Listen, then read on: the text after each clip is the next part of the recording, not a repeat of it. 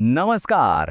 स्पर्धा परीक्षांमध्ये दिशा आधारित प्रश्न हमखास येतात आणि बऱ्याच जणांना ते थोडे अवघड वाटतात, बरोबर ना? पण अजिबात काळजी करू नका. आज आपण हेच प्रश्न अगदी सोपे करून टाकणार आहोत. हो ना. उत्तर, दक्षिण, पूर्व, पश्चिम, त्यातच ते डावी उजवी वळणं, सगळा गोंधळ उडून जातो. अनेकांना हाच अनुभव येतो आणि म्हणूनच आज आपण यावरच बोलणार आहोत. आणि हो, हे खरंच शक्य आहे. जे प्रश्न आपल्याला गोंधळात टाकतात ना, तेच प्रश्न काही सोप्या ट्रिक्स वापरल्या की हमखास गुण मिळवून देणारी संधी बनतात. चला तर मग सुरुवात करूया. ओके, तर सगळ्यात आधी बेसिक कॉन्सेप्ट समजून घेऊया. हे प्रश्न खरं तर आपली कल्पना करण्याची क्षमता तपासतात. म्हणजे एखादी गोष्ट कशी फिरते, कुठे जाते, हे डोळ्यासमोर उभं करण्याची आपली कपॅसिटी. म्हणजे बघा, अगदी सोपं आहे. एक व्यक्ती कुठून तरी निघाली, थोडं इकडे फिरली, तिकडे फिरली, आणि आता आपल्याला फक्त हे शोधायचं आहे की ती सुरुवातीच्या जागेपासून नक्की कुठे आहे आणि कोणत्या दिशेला आहे. आणि ही आहे यशाची गुरुकिल्ली. लक्षात ठेवा, हे प्रश्न सोडवताना दोन गोष्टी करायच्याच. एक म्हणजे मनात कल्पना करायची आणि दुसरं त्याच वेळी कागदावर एक छोटीशी डायग्रॅम काढायची. बस, या दोन गोष्टी केल्या की उत्तर कधीच चुकणार नाही. ठीक आहे, तर आता आपण पायापक्का करूया. दिशा प्रश्नांसाठी जे काही बेसिक नकाशे आणि नियम लागतात ना, ते एकदा समजून घेऊ. हे नियम प्रत्येक प्रश्न सोडवताना कामाला येतील. तर या आहेत आपल्या 4 मुख्य दिशा: उत्तर, दक्षिण, पूर्व आणि पश्चिम.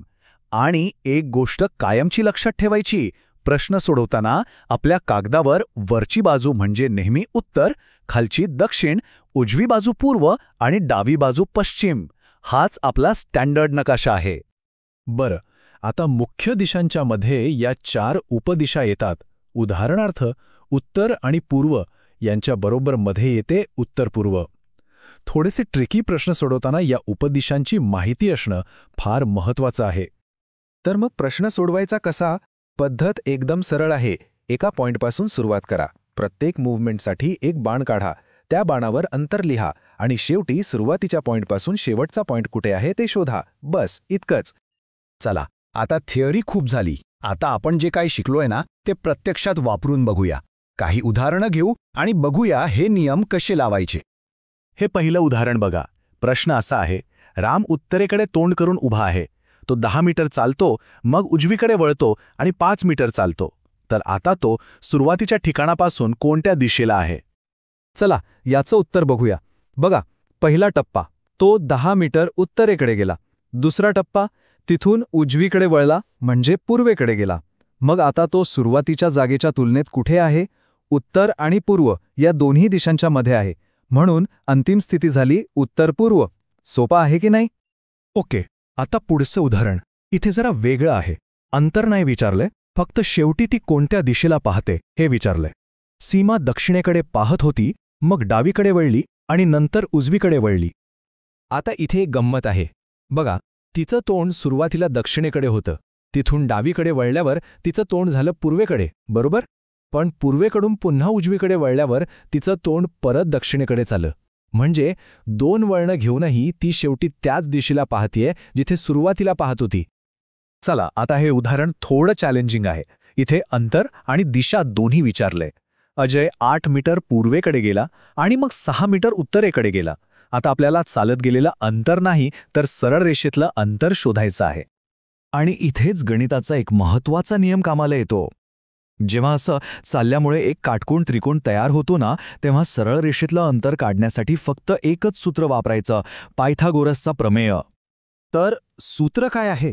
दोन्ही बाजूंच्या वर्गांची बेरीज म्हणजे 8चा वर्ग अधिक 6चा वर्ग. 8चा वर्ग 64 आणि 6चा वर्ग 36.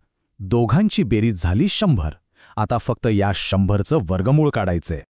आणि ते येतं 10, म्हणजे सरळ अंतर आहे 10 मीटर. आणि दिशा उत्तर-पूर्व, कारण तो पूर्व आणि उत्तर या दोन्ही दिशांच्या मध्ये आहे. पाहिलं किती सोपं आहे? चला, आता एक शेवटचं उदाहरण बघू. हे पण इंटरेस्टिंग आहे. सुमित 5 मीटर पश्चिमेकडे चालतो, मग उजवीकडे वळून 4 मीटर चालतो आणि मग पुन्हा उजवीकडे वळून 5 मीटर चालतो. तर तो सुरुवातीच्या जागेपासून किती दूर आहे? आता इथे नीट बघा. तो 5 मीटर पश्चिमेला गेला आणि नंतर 5 मीटर पूर्वेला आला. म्हणजे जेवढा डावीकडे गेला तेवढाच उजवीकडे परत आला. मग ह्या दोन्ही हालचाली एकमेकांना कॅन्सल करतात. म्हणजे तो फक्त सुरुवातीच्या जागेपासून सरळ वर म्हणजे उत्तरेकडे 4 मीटर अंतरावर आहे. झालं. तर आता आपण जवळजवळ सगळं शिकलो आहोत. आता शेवटच्या टप्प्यात या कौशल्यावर मास्टरी मिळवण्यासाठी काही महत्त्वाचे सल्ले आणि सराव कसा करायचा ते बघू. हे 4 नियम म्हणजे तुमची चेकलिस्ट आहे. 1. नेहमी आकृती काढा. 2. डाव्या उजव्या वळणांवर खूप काळजीपूर्वक लक्ष द्या. 3. आकृती एकदम सोपी आणि स्पष्ट ठेवा. आणि 4. सरळ अंतर काढायचं असेल तर पायथागोरस वापरा. हे लक्षात ठेवलं की उत्तर चुकण्याची शक्यताच नाही. आणि हे वाक्य या सगळ्या विश्लेषणाचं सार आहे असं समजा.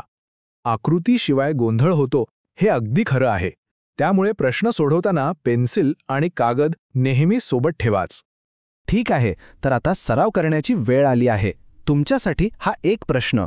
सुनील दक्षिणेकडे 10 मीटर चालतो, नंतर उजवीकडे वळून 10 मीटर चालतो. तर तो सुरुवातीच्या जागेपासून किती अंतरावर आहे?